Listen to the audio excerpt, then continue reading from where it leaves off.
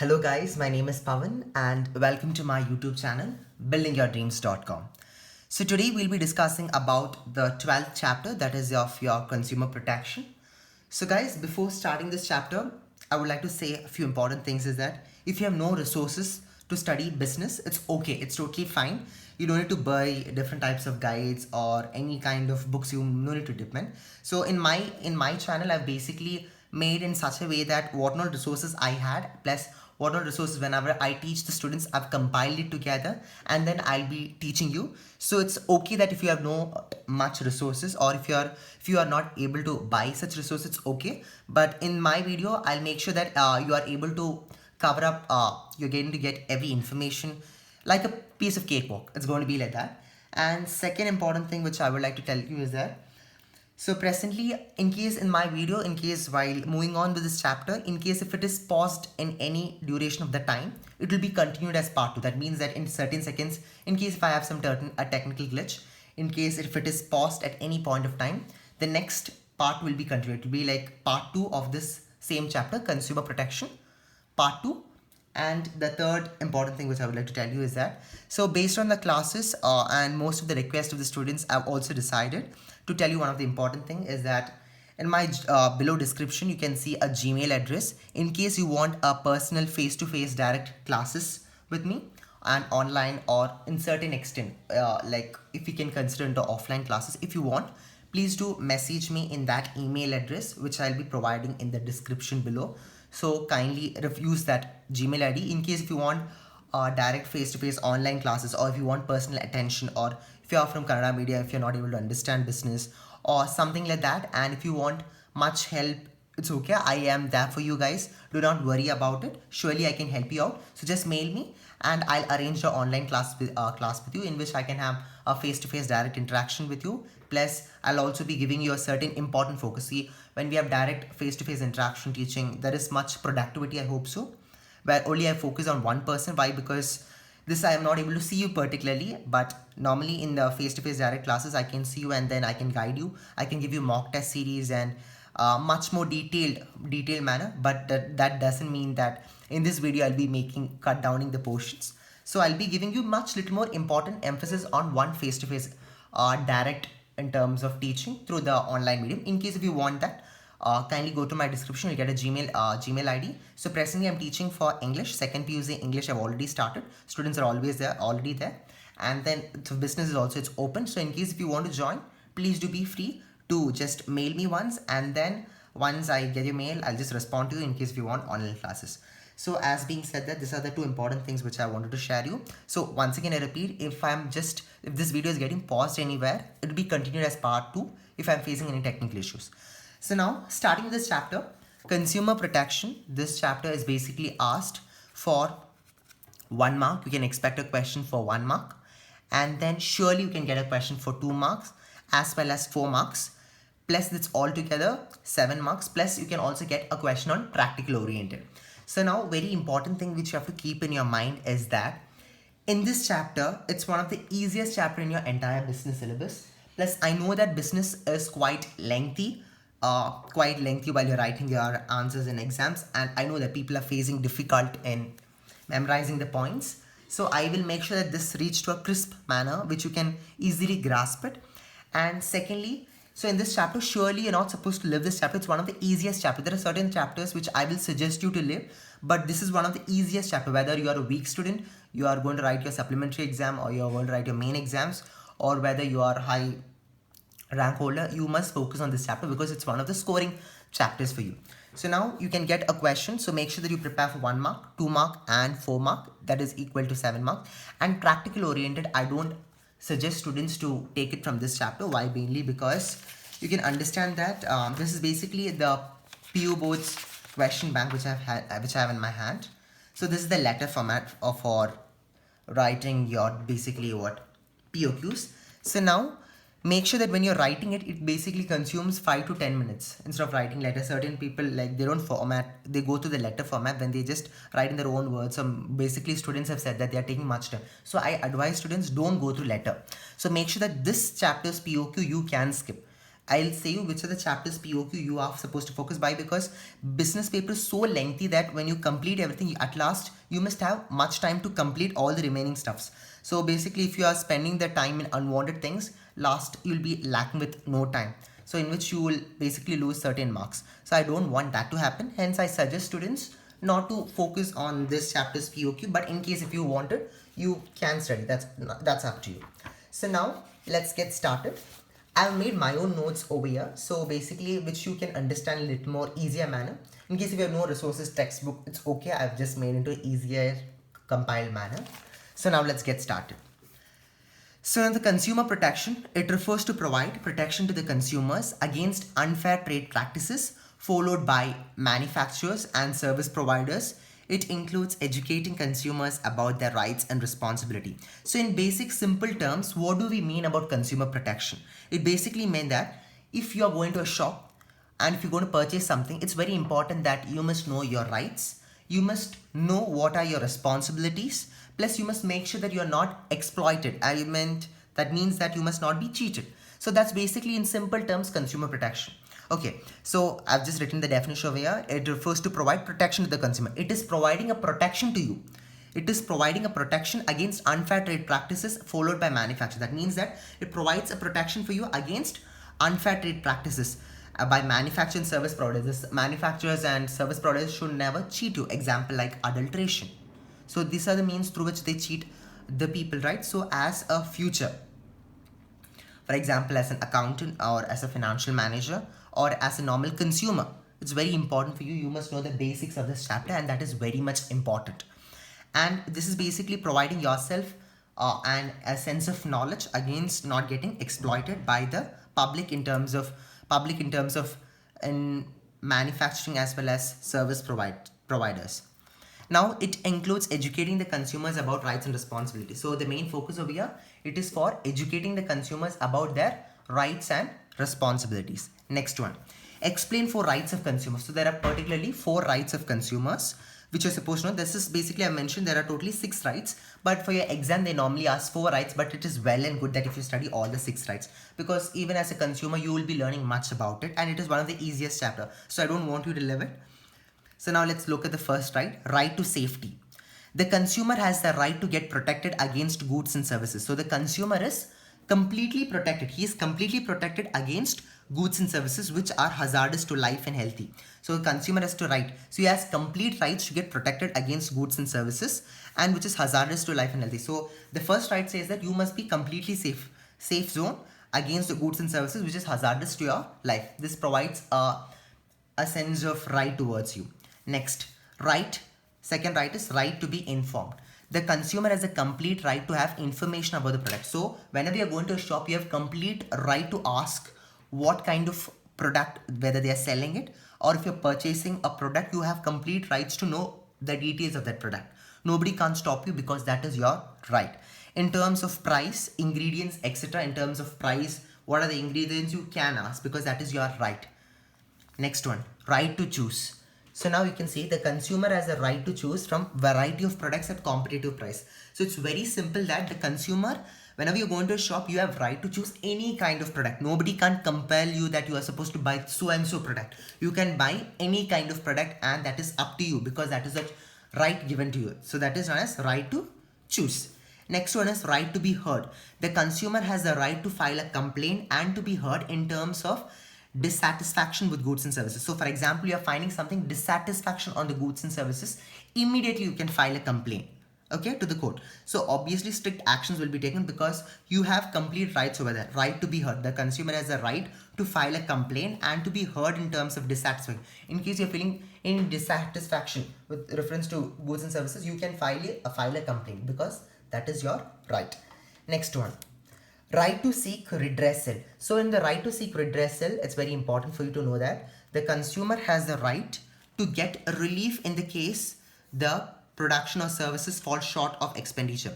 So the consumer has basically the right to get relief in case the production or services fall in short of expectation. So if there is fallen short of the expectation, you can surely file a complaint because it's very important for a consumer to have this right. Because in case it is falling short of your expectations, you can surely file a complaint. That's basic essence of this, right? Next one is right to consumer education. Consumer has the right to acquire knowledge and to get well informed. So consumer has a complete right to get knowledge. He has complete right to get knowledge and to be well informed. He must be well informed, as well as he must be well aware of his rights, because he has, nobody can stop him that you are not supposed to study the rights. He has the complete right, so we have to study his basically all the other rights. That's basically saying over here the right to consume education. The consumer has the right to acquire knowledge and to be well informed. He has complete rights to acquire knowledge and to be well informed. So these are the 6 rights. Normally they ask for 4 markers. This question even they can ask you for 2 markers or 1 marker. So make sure that you be prepared with this. 4 markers, 4 points are enough. That's more than enough. So guys, one important thing. Most of the students used to ask me, should I exactly by heart the definition? So it's not very much important for you to by heart the exact same ditto definition, but make sure that you study the key points. These points are very important and you can write the explanation in your own manner. That's okay. But PU board is basically looking towards the students on the key points. Explanation, now you understood what I just explained now, or you can refer the same points. So based on the knowledge which you just understood now, you're basically supposed to write the definition upon it. So it is not strict compulsion that you are supposed to strictly study on this definition. Of course, for 2 markers and 1 markers it's important, but for 4 markers perspective, I'm just saying that it's very much important. Just know the definition. It will be more than enough. Just know the definition and write in your own words. Make sure that along with the key points,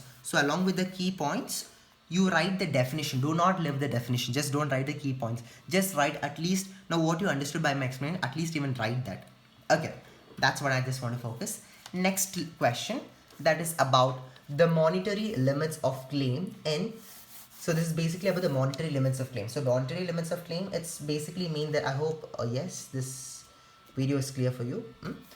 So monetary limits of claim, it basically means that upon the monetary claim, monetary is nothing but money claim. So on, for example, on what money basis you can file a complaint, to what's a forum, how is it, we'll be discussing over here. So now previously we have studied the 6 rights and now we are looking upon the monetary limits of claim.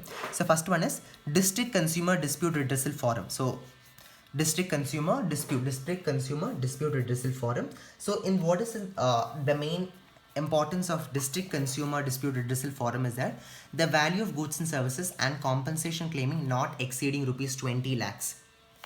So that you can file a complaint to the District Consumer Dispute Redressal Forum if your value of goods and services and compensation is not claiming exceeding. If your, for example, it can be 1 lakh, 2 lakh, 5 lakh, 10 lakh, 19 lakh, 20 lakh, it's okay. Still the basic amount to rupees 20 lakh, if you are finding any kind of problem or if you want to file a complaint, you are supposed to go towards the District Consumer Dispute Redressal Forum. So they are saying over here, you can say value of goods and services and compensation claiming. And if you want the value of goods and services and compensation claiming not exceeding, which is not exceeding rupees 20 lakh, which should not exceed rupees 20 lakh. So from the basic price to rupees 20 lakh, if you're getting any kind of dissatisfaction towards the product, or if you want any kind of compensation regarding so and so claims, you can go file a complaint in the District Consumer Dispute Redressal Forum.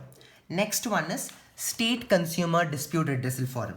So in the State Consumer Dispute Redressal Forum, it's important for you to know that the value of goods and services and compensation claiming exceeds rupees 20 lakh but less than 1 crore. So it should exceed rupees 20 lakh but it should be less than 1 crore. So from 20 lakhs to 1 crore, if you're finding any kind of compensation. So the same definition, that's the reason I've just written the short point, which you can understand. So I've just made sure that it reaches to you. We are able to digest in very little more easier manner. Okay. So the value of goods and services and compensation claiming, it is basically exceeds rupees 20 lakh but less than 1 crore. If it is exceeding rupees 20 lakh, but it should be less than 1 crore. If you have any claiming from 20 lakh to 1 crore, you can surely file a complaint. Now, National Consumer Dispute Redressal Commission. So here the value of goods and services and compensation claiming rupees 1 crore. If it is exceeding rupees 1 crore, if you are filing a complaint on a company, for example, you have purchased a product worth rupees 2 crores, 1 crore, something like that, you can, if you're not getting so much satisfaction, or if you have exploited, or if you want any compensation, you can go complain for the National Consumer Dispute Redressal Commission and that will be open for you. So now you understood the 3 categories over here. District Consumer Dispute Redressal Forum, very important. State Consumer Dispute Redressal Forum, second important. That's first one is from 20 lakh, from basic price to 20 lakh. And State Consumer Dispute Redressal Forum is from 20 lakhs for not less than 1 crore. And National Consumer Dispute Redressal Commission, value of goods and services and compensation claiming, exact same definition. Compensation claiming exceeds rupees 1 crore. You can go towards the National Consumer Dispute Redressal Commission. Now, next important thing is state any four responsibility of consumers while purchasing, using and using of consumer goods and services. So basically that state any four responsibilities of consumer while you're purchasing. So you are supposed to mention the four responsibilities of here. We studied first rights, we studied next about monetary limits of claim. So here you can expect a question for 2 markers or 1 markers from this main. And next, for state any four responsibilities of consumer while purchasing or using and consumer goods and services. So which are your 4 responsibilities? This is basically most repeated kind of question, so please don't leave it. Okay. Awareness of rights. Consumer must be completely aware about the rights while purchasing of the product. So first point, first responsibility of yours is awareness of the rights. You must be aware of your rights before you purchase any kind of product. It's very much important you be aware of your rights. Next one, quality consciousness. So you must be completely aware, be aware of the quality consciousness. You can understand about the ACMARC, BIS, and there are different, you will be able to understand in much detail about the quality consciousness, ACMARC, and there are various other extra means, but you can give just one example of ACMARC, that would be more enough. So quality consciousness, the consumer, I've just repeated the same line away, the consumer must be completely cautious about the quality of the product. So you must be completely aware of the quality of the product and you must never be exploited on that. Quality consciousness. Next, not to be misled by the false advertisement. So this is quite a little more funny, where you can understand that most of the children of younger age, they look at the advertisement and then they go buy things. For example, it can be cream or it can be any kind of other product, and at last they don't get much satisfaction on what they have seen from the screen, and when they're buying they won't get that much satisfaction. So basically that you must not get misled by the false advertisement. Even certain food products in the basically in the advertisement you can see which is basically showing a false advertisement. False advertisement means for the people, for example, to buy so and so food product, but it wouldn't be good for health. So you must not get misled by the false advertisement. It's very important, easy point, don't leave it. Awareness of your rights, quality consciousness, not to be misled by false advertisement, cautious consumer. You must always be a cautious consumer. The consumer must be honest in dealing. So the consumer must be very honest in dealing. You must be truly honest in dealing.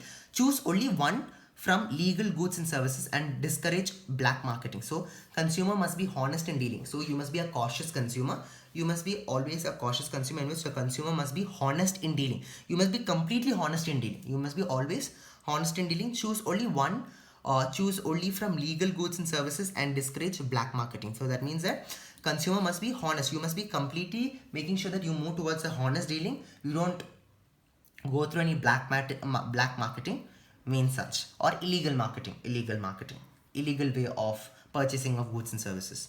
And next one is ask for cash memo. Consumer must ask on purchasing of goods and services as proof. So ask for cash memo. So ask for cash memo. The consumer must ask on purchase of. So as soon as you go to any shop, you're buying any product, you're supposed to ask for cash memo. That's very important. That act as an evidence in case as a compensation you want. Also, you have to have this cash memo. So these are your 5 responsibilities which you mentioned over here. But in an exam perspective, make sure you study 4. For example, if awareness of rights, quality consciousness, not to be misled by false advertisement, and ask for cash memo, if that is easy for you, go ahead with it. Or if you're able to study full points, please go ahead with it. And if you're basically for 4 marks perspective, you're supposed to write just 4 points. So basically study the points. Make sure you study the points and then write your own definition. Do not leave out the definition. And if you want, there's one more tip I would like to give you. It's basically about the mnemonic sticks. For example, just you have A, Q. See, awareness of rights. A, I know it's awareness of the rights. For the responsibility of the consumer, I have 4 responsibilities, right? For responsibility of the consumer, I have 5 responsibilities. For example, I'm choosing the first 4. That is A, Q. A means for awareness of rights. Q means quality consciousness. N means not to be misled by false advertisement. C means cautious consumer. So over here I can keep and mnemonics. Mnemonics is something in which you relate through different meanings. For example, apple, queen, and right, or consumer, something. Just make sure that you yourself make some kind of fancy words, and then you can recall it. So in business, it's very important that you follow mnemonics techniques. Any kind of students who ever come to me in the online classes, personally when I teach them, or any kind of offline mode when I take for classes for students, I say you must always follow a mnemonics techniques. Only then you can sustain in the business, second BSc business, because you have so much points to remember, and it's not possible for you to by heart the entire concept, but it is only possible for you when you study the mnemonics technique. As being said that, now let's focus upon the next portion.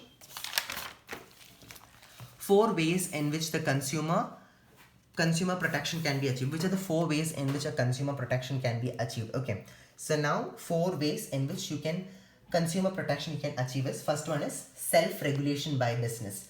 So first point is self-regulation by the business. Socially responsible firm will follow ethical standards and practices in dealing with their customers. Okay, so first point which I would like to say, okay guys, one more thing, and we have three more answers, and then we'll be concluding this chapter. So in case if somewhere if there's a break in this video, or if my video is paused in any kind of manner, and if that would be at end of this part 1, remaining portions will be continued in my part 2. Okay, so now 4 ways in which the consumer protection can be achieved are, first one, self-regulation by business. What is first point? First point is self-regulation. So 4 ways in which a consumer protection can be achieved. The 4 ways how a consumer protection can be achieved are, first one is self-regulation by the business. That means that socially responsible firm will follow ethical standard. That means that socially, whatever firm it is there, it will be complete socially responsible firm will follow ethical standards and practices in dealing with the customers. That means that socially responsible firm, the firms which are basically working for the welfare of the public, they basically follow the ethical standard. Ethical means good ways and practices in dealing with the customer. They won't be exploiting, as well as they wouldn't be taking means of exploiting the consumers. Next one, second one, business association. The Association of the Trade and Commerce, Association of Trade, Commerce and Business, like Federation of Indian Chambers of Commerce of India, have laid down their code of conduct. So basically they have just mentioned over here in business association, that is your second point, the Association of Trade, Association of Trade. First point is Association of Trade, Commerce and Business, like Federation of Indian Chamber of Commerce of India has basically laid down the foundation. They have said that the code of conduct which laid down the guidelines of the members in dealing with the customers. So they basically, in business association, the Association of the Trade and Commerce and Business, like Federation of Indian Chamber of Commerce of India, they have basically set down the code of conduct, the rules and regulations, guidelines in dealing with the consumer, how you have to deal with the consumer. Everything is mentioned in this forum. Next one, consumer awareness. So consumer awareness, a consumer who is well informed about its rights and responsibility, be in a position to raise voice against unfair trade practices. That means that consumer awareness. So how can your rights be, how can you basically, your question is how is your consumer protection can be achieved? You must be aware of your consumer awareness. A consumer awareness